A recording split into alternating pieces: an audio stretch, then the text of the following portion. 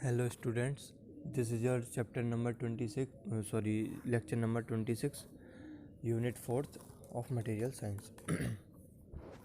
हम पॉलीमर्स के बारे में पढ़ रहे थे। तो पहले हमने पॉलीमर्स की टाइप्स के बारे में पढ़ा था, प्लास्टिक पॉलीमर, इलास्टोमर्स, उसके बाद थर्मोप्लास्ट, थर्मोसेट्स, उन सब के बारे में पढ़ा था। उसके बाद हमने पॉलीमराइजेशन के बारे में पढ़ा, पॉलीमराइजेशन सिंथेसिस के बारे में पढ़ा। दो तरह की सिंथेसिस के बारे में हमने पढ़ा, एक एडिटिव सिंथेसिस, दूसरी। तो दोनों सिंथेसिस के बारे में हमने पढ़ लिया। अब हम पॉलीमर्स के बारे में और डिटेल में पढ़ेंगे। Okay, most of polymers properties are intrinsic, that is characteristic of the specific polymer for an substances called additives are internally introduced to enhance or modify these properties. These includes fillers, plasticizers, stabilizers, colourant. तो इन सब चीज़ों के बारे में हमने last class में पढ़ा था। तो एक छोटा सा डिस्कशन हमने इसके बारे में कर लेते हैं कि ये सारी चीज़ें किस लिए यूज़ होती हैं। तो polymetric materials are formed by quite many different techniques depending on whether the material is thermoplast or thermoset, melting, degradation, temperature क्या है उनका, atmospheric stability क्या है, shape and intricacy of the product। इस सब के बारे में हमें डिटेल में पढ़ना है। Polymers are often formed at elevated temperature under pressure. Thermoplasts are formed above their glass transition temperature, while applied pressure ensure that the product retain its shape. Thermosets are formed in two stages, that making liquid polymers, then molding it. Different molding techniques are employed in fabrication of polymers. Compression molding involves placing appropriate amount of polymers with additive between heat male and the female mold parts. After pouring polymer mold and closing the heat and press are applied, causing viscous plastic to attain the mold shape. Figure show देखो इसमें दिखाया गया है। पहले एक दो part होते हैं, उसमें उन दोनों पार्ट्स के बीच में क्या होता है, पहले लिक्विड शेप में पॉलीमर को बना के रख दिया जाता है। उसके बाद जिस शेप में हमें कन्वर्ट करना हो, लिक्विड फेज में जिस शेप में हमें कन्वर्ट करना हो उस फेज में कन्वर्ट करके हम उस पर प्रेशर और हीट अप्लाई करते हैं, तो धीरे धीरे वो उसी शेप में आ जाता है। दोनों डायग्राम में आपको दिखाएगा। Transfer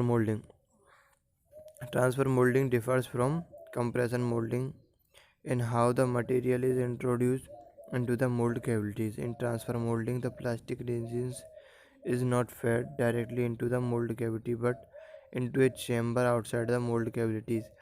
When the mold is closed, a plunger forces the plastic resin into the mold cavities where the molded material cures. In injection molding, pelletized material is fed with use of hopper into the cylinder, where change in pushed towards heating chamber where plastic material melt, and then molded plastic is impelled through nozzle into the enclosed mold cavities where product attains its shape. Most outstanding characteristic of the process is the cycle time, which is very short.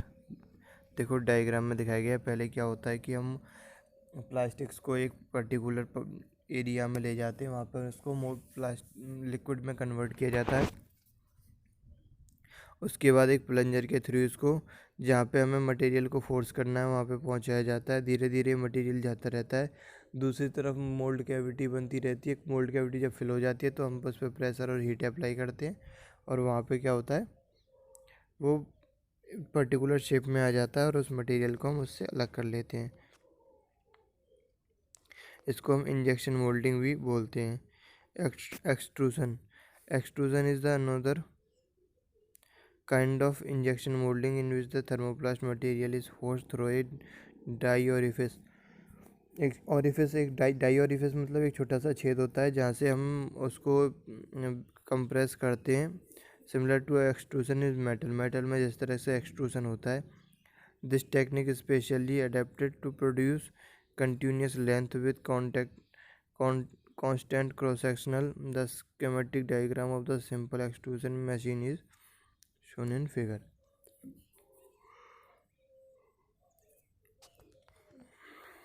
देखो diagram में जैसे दिखाया गया है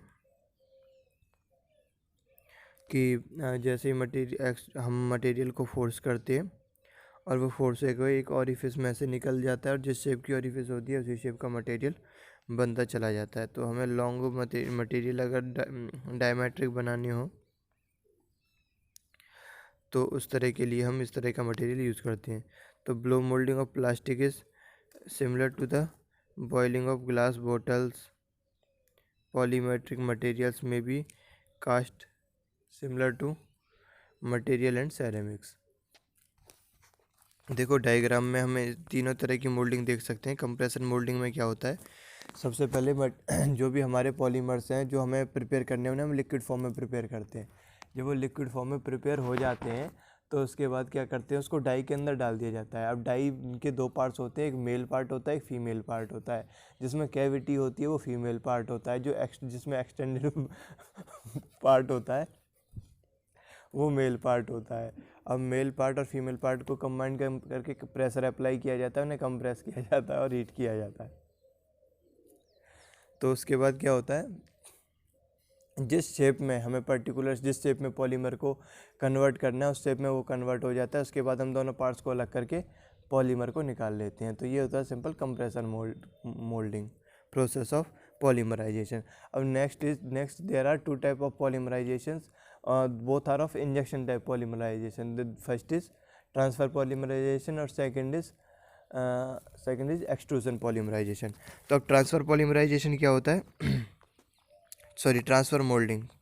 तो transfer moulding polymerisation होता है कि उसमें क्या होता है कि हम मटेरियल को लिक्विड फॉर्म में कन्वर्ट कहीं और पे करते हैं और उसे प्लंजर के थ्रू फोर्स अप्लाई किया जाता है, जिससे कि वो एक स्मॉल पास से होके गुजरता है। उस पास से होके जहाँ पे हमें मटेरियल को कैविटी के अंदर पहुँचाना है वहाँ हम उसे प्रेशराइज करके पहुँचाते हैं। तो इंजेक्ट करते हैं कैविटी के अंदर मटेरियल को, तो इसलिए इस तरह की जो मोल्डिंग होती है उसे इंजेक्शन मोल्डिंग भी बोला जाता है। तो इंजेक्शन मोल्डिंग के थ्रू हम मटेरियल को कंप्रेस करते हैं, एक स्मॉल पास के थ्रू पास करवा के उसके अंदर भेजते हैं कैविटी के अंदर। फिर हम उसके ऊपर हीट और प्रेशर के थ्रू, जैसे कि हमने कंप्रेशन मोल्डिंग में किया था, लेकिन प्रेशर इतना हाई नहीं होता, नॉर्मल प्रेशर पे हम उसे उसकी पर्टिकुलर जिस शेप में उसे हम कन्वर्ट करना है उस शेप में कन्वर्ट कर देते हैं। अब now next is again that is extrusion. तो एक्सट्रूजन में क्या होता है देखो हम इसमें स्क्रूज़ यूज़ करते हैं, जिससे कि हमारा जो मटेरियल है जिसे हमें इंजेक्ट करना है अंदर या ऑरिफिस से पास करवाना है, उसमें क्या करते हैं उसको ड्राइव करके जहाँ पे वो मोल्टन स्टेट में है उससे आगे की तरफ ले जाता है कैविटी की तरफ या ऑरिफिस डाई की तरफ। जब हम ऑरिफिस डाई के पास पहुँच जाते हैं तो उसे हम प्रेशराइज करते हैं और वहाँ से एक स्मॉल पास के थ्रू पास करवाते हैं। स्मॉल पास के अंदर से उसे पास होना होता है। जब वो स्मॉल पास के अंदर से पास होता है तो क्या होता है कि उसी पर्टिकुलर शेप में जिस शेप की डाई होती है, चाहे वो रेक्टेंगुलर है, चाहे वो स्क्वायर है, चाहे सर्कुलर है, चाहे ओवल शेप में है, जिस भी शेप में वो डाई होती है उसी शेप में हमारी क्या होता है कन्वर्ट हो जाता है पॉलीमर मटेरियल, और पॉलीमर मटेरियल उसी शेप में निकल के बाहर आ जाता है। तो इस तरह का जो प्रोसेस होता है उसे हम बोलते हैं एक्सट्रूजन मोल्डिंग। तो मोल्डिंग बेसिकली तीन तरह की होती हैं जो हमने अभी पढ़ी हैं, जिनके थ्रू हम पॉलीमराइजेशन करते हैं material. First was compression moulding, second was transfer moulding, जिसमें मटेरियल को हीट अप एक जगह किया जाता है, लिक्विड फॉर्म में कन्वर्ट एक जगह किया जाता है, और दूसरी जगह क्या किया जाता है, दूसरी जगह उसे पहुंचाया जाता है और इंजेक्ट किया जाता है मटेरियल के अंदर। और तीसरी टाइप की थी हमारी क्या, थर्ड वाज एक्सट्रूजन। एक्सट्रूजन में क्या होता है, एक डाई ऑरिफिस होता है जिसमें से उसे पास आउट करवाया जाता है, जिससे कि मटेरियल को एक पर्टिकुलर डिजायर्ड शेप और साइज में कन्वर्ट किया जा सके। ऑल आर इम्पोर्टेंट और are used widely in all the material. जहाँ पे ये डिपेंड करता है कि हमें थर्मोसेट्स बनाने हैं, थर्मोप्लास्ट बनाने हैं। जब हमें थर्मोसेट्स बनाने होते हैं तो हमें हीट और प्रेशर दोनों की ज़रूरत होती है, तो उस टाइम पे हम क्या यूज़ करते हैं, कंप्रेशन मोल्डिंग। जब हमें थर्मोप्लास्ट बनाने होते हैं, जब हमें ज़्यादा प्रेशर की ज़रूरत नहीं होती है, तो उस टाइम पे हम क्या यूज़ करते हैं, इंजेक्शन मोल्डिंग किसी भी तरह की। ओके, सो नेक्स्ट लेक्चर में हम आगे पढ़ेंगे और बाकी प्रॉपर्टीज़ के बारे में, like crystallisation, melting and glass transition. Okay.